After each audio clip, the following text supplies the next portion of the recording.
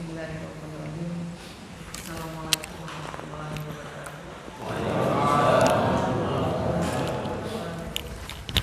Alhamdulillahirabbil alamin wassalatu wassalamu ala asyrofil anbiya'i wal mursalin wa ala alihi wa ashabihi ajma'in. Amma ba'du. Yang kami hormati Ustaz Saiful Rahman, yang kami hormati tokoh-tokoh masyarakat, bapak-bapak jamaah majelis masjid apa namanya ini? Ya, Tanwir. Masjid At-Tanwir serta ibu-ibu yang juga hadir pada sholat subuh pada pagi hari ini. Alhamdulillah, bersama-sama mari kita panjatkan puji syukur kita kepada Allah Subhanahu wa taala yang pada pagi hari berbahagia ini kita masih diberikan kesehatan dan rahmat sehingga kita bisa berjumpa, bersilaturahmi bersama-sama dalam acara tausiah yang telah kita sama-sama dengarkan oleh Ustaz Saiful tadi. Tadi Ustaz menyampaikan bagaimana kehidupan orang-orang yang solih dan bagaimana akhir kehidupan orang-orang yang solih. Di sini mungkin saya tidak menyampaikan tentang tidak bertausiah, tetapi mungkin saya ingin sedikit bercerita tentang pengalaman saya ketika mendampingi almarhum Bapak Haji Muharram SPDMM. Bagaimana perjalanan kehidupan beliau yang sehari-hari memang adalah orang yang solih. Semasa hidupnya beliau menjalani aktivitas dengan sangat padat sebagai kepala daerah, tetapi beliau ternyata tidak meninggalkan tugas dan kewajibannya sebagai seorang hamba Allah, sehingga beliau benar-benar memaksimalkan kehidupannya, memaksimalkan waktunya untuk bekerja dan beribadah kepada Allah Subhanahu wa taala. Kalau saya boleh bercerita tentang kehidupan beliau setiap hari, beliau melakukan aktivitasnya itu mulai dari awal tidur, mulai dari bangun tidur sampai tidur kembali, itu benar-benar benar-benar melakukan kehidupan yang penuh kedisiplinan dan teratur. Beliau tidur jam 9:30 ketika mungkin tidak terlalu padat dengan tamu-tamu, dan beliau bangun selalu jam 3:30, paling lambat jam 4. Dan setiap hari beliau melaksanakan sholat lail setiap hari. Kalaupun juga ada tidak melakukan, tetapi itu lebih banyak melakukan sholat malam setiap hari. Kemudian beliau bersiap-siap untuk sholat subuh ke masjid. Setelah pulang dari sholat subuh, karena beliau adalah kepala daerah, banyak sekali aktivitas kantor yang dibawa ke rumah, sehingga harus menandatangani atau membaca surat-surat yang harus ditandatangani oleh beliau. Setelah itu jam 6 atau setengah 7 beliau sudah selesai bersiap-siap untuk ke kantor. Jam 7, jam 1 pulang ke rumah, istirahat, makan. Jam 2 kembali ke kantor, pulang ke rumah jam 4:30 atau jam 5:30, dan kemudian siap-siap sholat maghrib. Habis sholat maghrib, kami selalu membiasakan untuk zikir bersama atau yang kita kenal dengan al-maksurat. Itu setiap hari kami lakukan setelah maghrib bersama anak-anak. Kebetulan anak-anak lebih banyak berada di rumah karena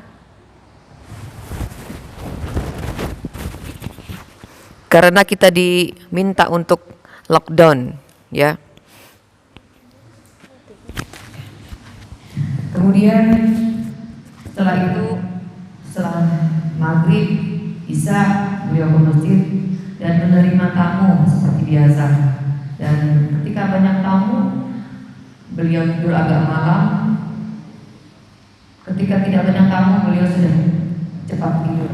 Seperti itu siklus kehidupan beliau, cukup teratur, dan itu terjadi sampai akhir hayat beliau. Kemudian di awal September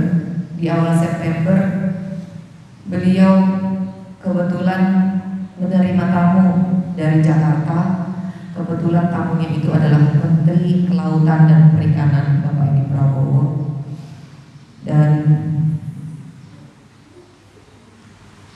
mengadakan banyak nego-nego lah, karena ternyata bahwa alhamdulillah banyak prestasi-prestasi yang beliau lakukan dan banyak sekali progres dalam hal peningkatan pariwisata, sehingga Bapak Edi Prabowo yang juga adalah Menteri Kelautan, selain berminat dengan kehidupan di Kabupaten Berau khususnya Pulau Maratua, dan memang sebagian besar masyarakat di Kabupaten Berau itu adalah nelayan.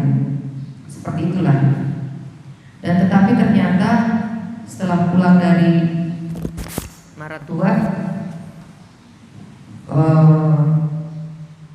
tanggal 3 beliau swab negatif, karena kabarnya Bapak Menteri itu positif. Karena langsung beliau telepon, Pak Bupati, saya pulang dari Berau, saya langsung swab, ternyata saya positif, kata Pak Menteri pada waktu itu. Akhirnya beliau segera swab dan masih negatif. Tanggal 9 beliau berada di Balikpapan. Saya dampingi juga mengikuti persyaratan, namanya medical check up, persyaratan untuk mengikuti pencalonan kepala daerah.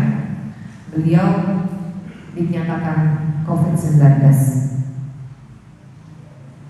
Makanya sempat ada pernyataan almarhum di video beliau menyatakan bahwa ketika ada yang pernah kontak dengan saya, kata almarhum, silakan untuk segera antisipasi dan memeriksakan dirinya. Jangan sampai penularan COVID-19 ini semakin meluas. Seperti itu isi video beliau. Kemudian saya negatif pada waktu itu. Kami berumah tangga sudah 26 tahun dan beliau tidak pernah sakit, hampir jarang sakit. Seingat saya selama 26 tahun selama berumah tangga dengan beliau itu hanya 6 kali beliau sakit. Dan biasanya kalau beliau sudah sakit itu pasti nggak bisa bangun dan benar-benar harus ditemani dan dirawat lah, seperti itu. Jadi saya tidak pernah berpikir untuk meninggalkan beliau, walaupun resikonya saya juga harus akhirnya terpapar COVID, karena setiap hari interaksinya erat dengan beliau, kontak erat dengan almarhum, seperti itu. Dan akhirnya selama hampir beberapa hari, 1 minggu lebih saya mendampingi almarhum, sampai akhirnya beliau masuk di ruang ICU. Saya pun juga selalu mendampingi almarhum, dan saya lihat perjalanan beliau selama menjadi sakit seperti itu. Tidak pernah sekalipun beliau meninggalkan yang namanya sholat 5 waktu, walaupun harus memakai ventilator, sholatnya baring, tapi tidak pernah meninggalkan yang namanya amal ibadah, sholat pada intinya, karena hanya itu yang bisa dilakukannya pada saat itu. Kemudian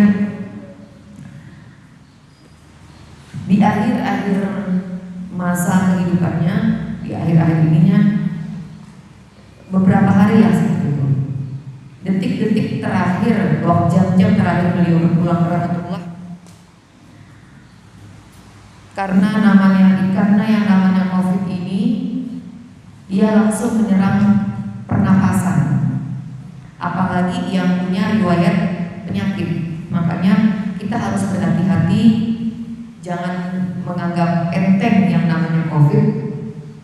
Itu kita bisa OTG kalau kita tidak punya riwayat penyakit. Tetapi kalau kita punya riwayat penyakit, maka itu yang akan memperparah penyakit kita. Karena COVID ini akan menyerang bagian tubuh yang lemah. Seperti itu. Dia akan menyerang bagian tubuh yang lemah. Kebetulan almarhum punya riwayat penyakit jantung dan diabetes, sehingga cukup memperparah keadaannya seperti itu. Kemudian di jam-jam terakhir beliau, namanya seorang istri, saya mencoba berharap ada keajaiban Allah untuk sembuhkan almarhum. Jadi sedetik pun saya tidak tinggalkan beliau. Jadi pada waktu itu malam terakhir beliau berada, saya sudah menginap di ICU karena memang khusus untuk mendampingi almarhum. Dan saya waktu itu juga saya meminta semoga saya positif. Kalau orang kan berharapnya negatif, tapi saya memintanya saya berharap positif. Karena kalau saya negatif, saya tidak bisa mendampingi almarhum. Makanya saya berharap memintanya supaya positif, supaya bisa sepenuhnya menemani, merawat dan mendampingi almarhum seperti itu. Jadi malam terakhir karena sudah hinap di ICU, setiap jam saya selalu kontrol almarhum. Setiap jam saya lihat, setiap jam saya lihat. Saturasinya tidak stabil. Kalau kita orang normal, saturasinya itu 99. Yang biasa tempel di jari itu namanya saturasi. Tetapi beliau 86 saturasinya. Jadi harus memakai ventilator seperti itu. Kemudian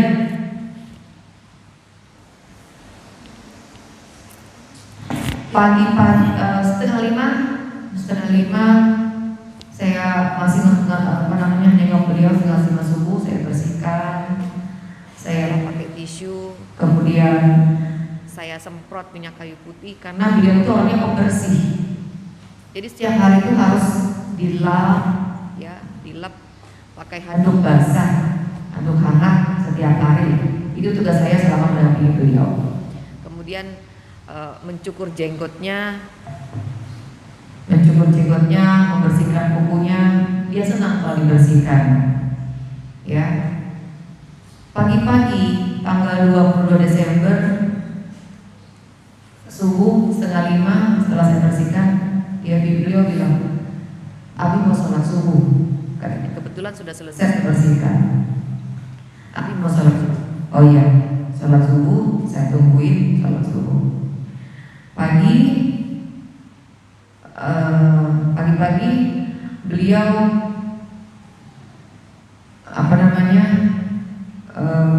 sempat saya suapi sarapan ya. Semakin siang, semakin jam berganti jam, saturasinya semakin menurun.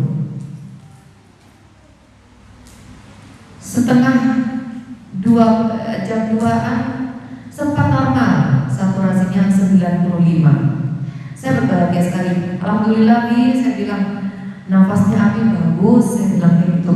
Kita pulang sama-sama. Habis sembuh, kita pulang sama-sama ke berapa? Kita sama-sama dekat. Tetapi ternyata semakin siang, saturasi itu menurun. 95, 80, 70, 60, 50, 40, bahkan 20 saturasinya. Ya Allah, jantung saya pada kencang.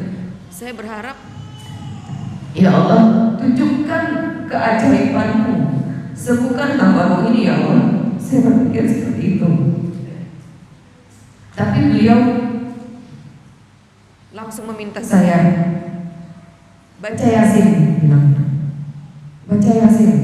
Di tengah kegugupan saya harus membaca Yasin, dan hanya saya satu-satunya yang mendampingi beliau saat itu di kamar ICU pada waktu itu. Karena pada waktu itu saya hanya membawa handphone, saya membaca Yasin lewat handphone. Saya sempat bacakan 2 kali Yasin itu. Baca terus katanya. Benar-benar beliau sadar, tidak sedikit pun beliau koma, tidak sadar, benar-benar sadar sesadar-sadarnya. Kemudian setelah saya selesai membaca surat Yasin, beliau langsung menjulurkan tangannya kepada saya. Kebetulan saya berada di sebelah kiri almarhum. Dia langsung menjulurkan tangannya kepada saya. Bilangnya, maafkan akulah. Perasaan saya itu kan dia kalau pergi ke Jakarta selalu kita salim gitu. Abi pergi ya. Nah, cuma pada waktu itu dia langsung menjulurkan tangannya kepada saya. Maafkan Abi ya. Maafkan Abi. Dia bilang seperti itu. Langsung saya ambil tangannya, saya cium. Umi juga minta maaf ya Bi, maafkan dosa-dosa Umi. Dan pada waktu itu kami bermaafan. Saya peluk beliau, saya ambil kepalanya, saya taruh di tangan saya. Saya yakin Abi pasti sembuh.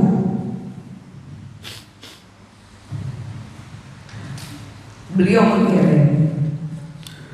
Saya bilang, Abi sembuh Bi, kita sembuh, kita pasti pulang ke Merauke, pasti negatif. Saya bilang begitu. Tapi beliau membiarkan. Setelah kami selesai bermaaf-maafan, saya peluk dia, saya pangku kepalanya di tangan saya.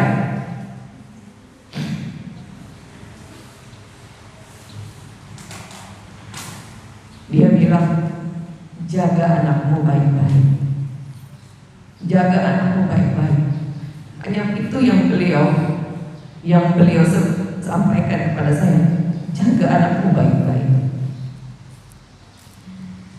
Dan akhirnya tidak lama kemudian, karena saya tidak pernah jauh sedikit pun dari beliau, saya dengar dia mengucapkan, saya lihat mulutnya bergerak.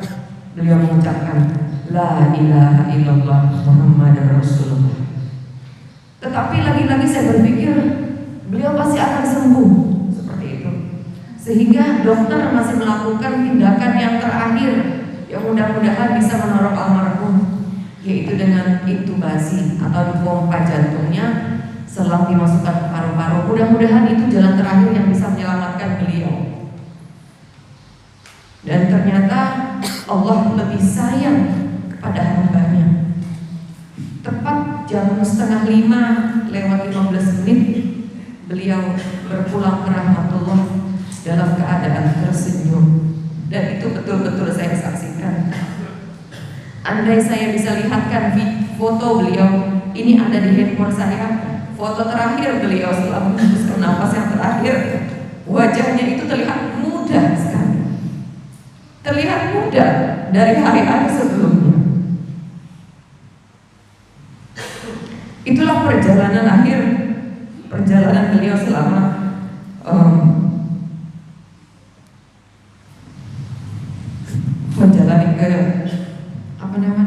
menjalani riwayat penyakitnya itu.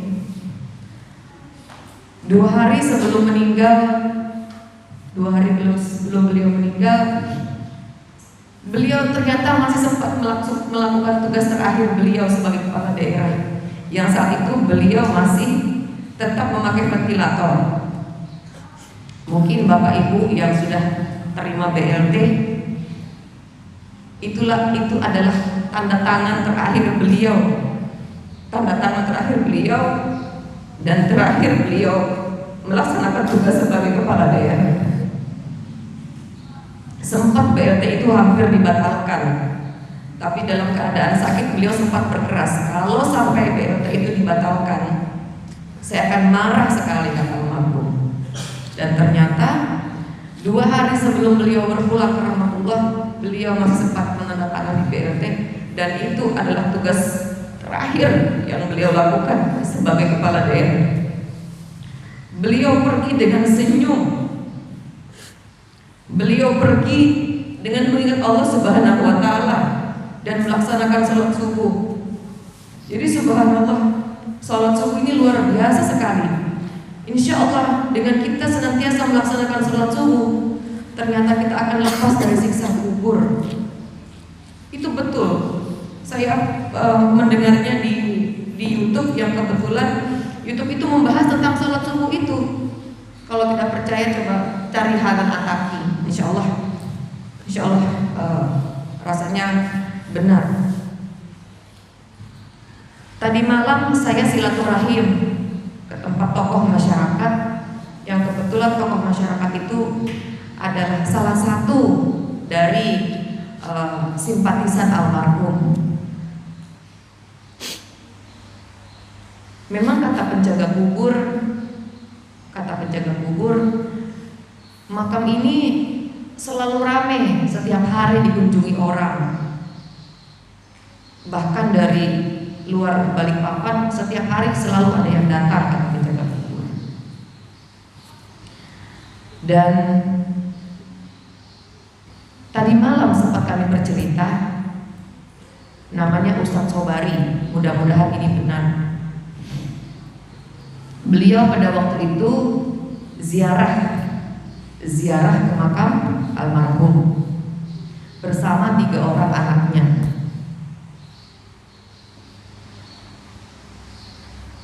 Memang Ustadz itu mencium di sekitar pemakaman itu tidak ada tumbuh bunga-bungaan, tidak ada tumbuh bunga-bungaan yang harum, tidak ada.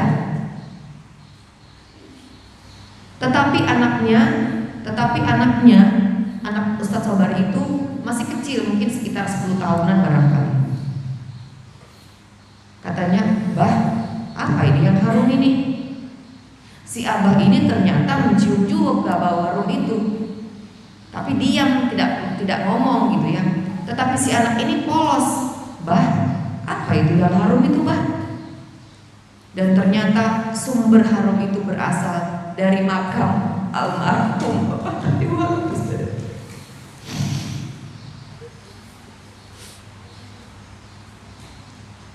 Saya mendengarnya tadi malam itu terenyuh.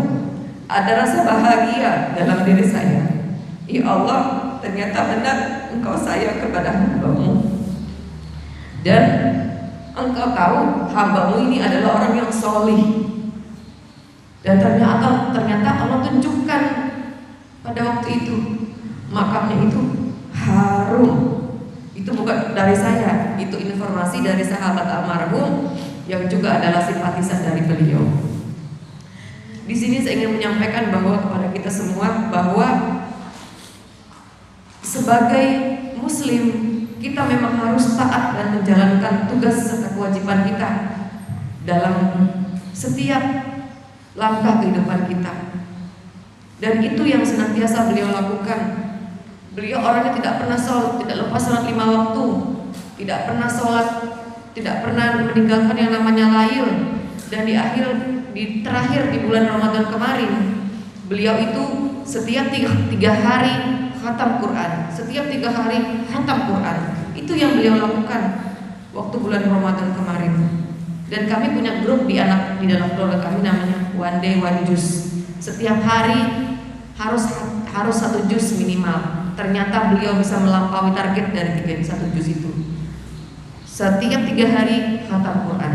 Itu yang beliau lakukan. Kesini-sininya beliau sangat kencang sekali ibadahnya. Dan beliau selalu mengatakan, kita ini tidak lama lagi dipanggil. Dan beliau selalu mengatakan seperti itu.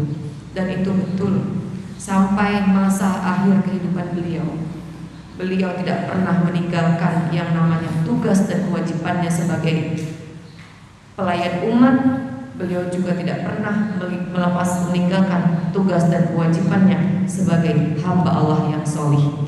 Itu adalah merupakan kesaksian dari saya selama saya mendampingi almarhum. Beliau adalah orang yang baik, orang yang dermawan, orang yang solih, Orang tidak pernah mendendam, walaupun orang itu dia tahu orang itu menyakiti dia, tidak pernah beliau dendam. Dan itu yang senantiasa beliau ajarkan kepada saya dan anak-anak. Dan alhamdulillah, informasi kemarin pas beliau sudah siap dikebumikan, yang mensolatkan beliau adalah, karena beliau bercita-cita, ketika aku meninggal, aku ingin disolatkan oleh salah satu anakku, katanya gitu. Dan apa yang menjadi mimpi beliau itu benar, yang menjadi cita-cita beliau itu terwujud. Salah satu anaknya, anak kami Hamdan Kasir nomor 3, itulah yang menyolatkan abinya, seperti itu.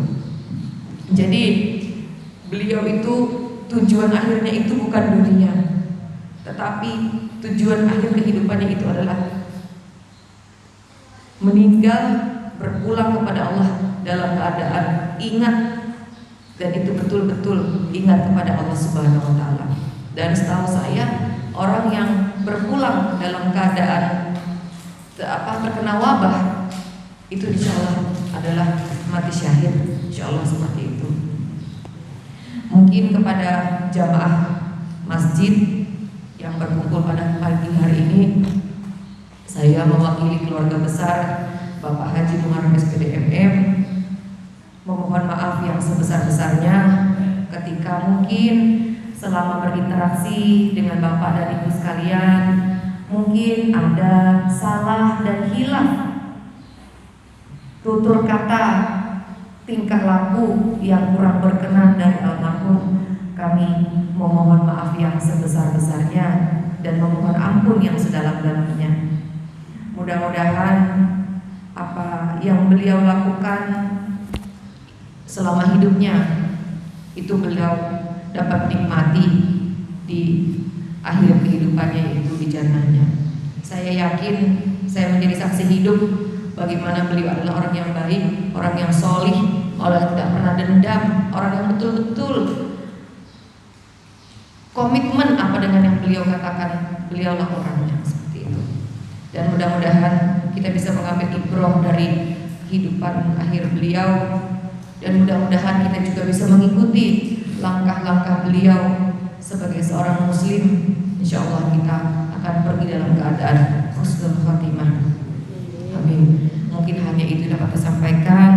Terima kasih. Saya di sini diberikan waktu untuk sedikit bercerita tentang kehidupan akhir almarhum, dan mudah-mudahan kita bisa seperti itu juga dan meniru langkah kehidupan almarhum. Dari saya mohon maaf ketika ada yang kurang berkenan dalam tutur kata saya. Saya akhiri. Terima kasih. Wabillahi taufiq wal hidayah.